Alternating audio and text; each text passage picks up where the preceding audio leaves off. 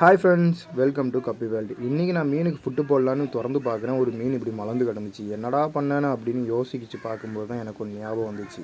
நான் நெட்டில் பார்த்த ஒரு விஷயத்தை வச்சு தான் இன்றைக்கி பண்ண போகிறேன். அதுக்கு தேவை எனக்கு 2 பக்கெட்டு.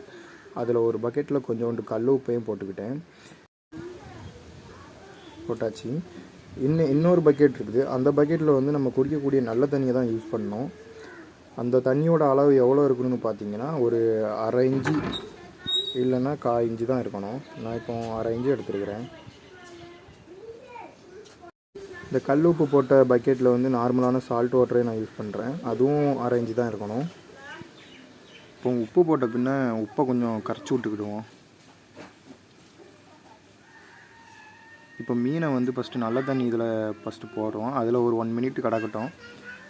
இது எதுக்காக இப்படி பண்ணுறேன்னா, கொஞ்சம் ஆக்டிவிட்டியாக இருக்கிறதுக்காக இப்படி பண்ணுறேன். அது சோர்ந்து தொடர்ந்து போகக்கூடாதுங்கிறதுக்காக. அதுக்கப்புறம் எடுத்து நம்ம வந்து உப்பு தண்ணியில் கொஞ்சம் நேரம் அந்த சால்ட் வாட்டர் இருக்குல்ல, அதில் ஒரு நிமிஷம் போடணும். இது உடனே ரிசல்ட் கொடுக்கும், பார்த்தீங்கன்னா உங்களுக்கே தெரியும். அப்புறம் இதில் ஒரு நிமிஷம் போட்ட பிறகு திரும்பியும் எடுத்து அந்த நல்ல தண்ணியில் இப்படி தொடர்ந்து ஒரு மணி நேரத்துக்கு இப்படி செஞ்சுக்கிட்டே இருக்கணும்.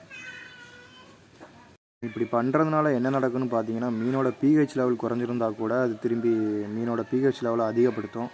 இல்லை மீன்களுக்கு ஏதாவது ஃபங்கஸ் நோய் இருந்திருந்தால் கூட அது க்யூர் ஆகிறதுக்கு உதவும்.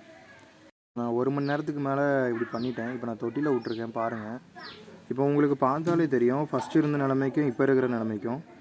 இந்த மாதிரி உங்கள் வீட்டு மீன்களுக்கு வந்துச்சுன்னா இந்த மாதிரி யூஸ் பண்ணி பாருங்கள். கண்டிப்பாக அந்த ட்ரிக் ஒர்க் ஆகும். சரி ஃப்ரெண்ட்ஸ், உங்களுக்கு இந்த வீடியோ பிடிச்சிருந்தால் லைக் பண்ணி கண்டிப்பாக சப்ஸ்கிரைப் பண்ணிவிடுங்க. தேங்க்யூ.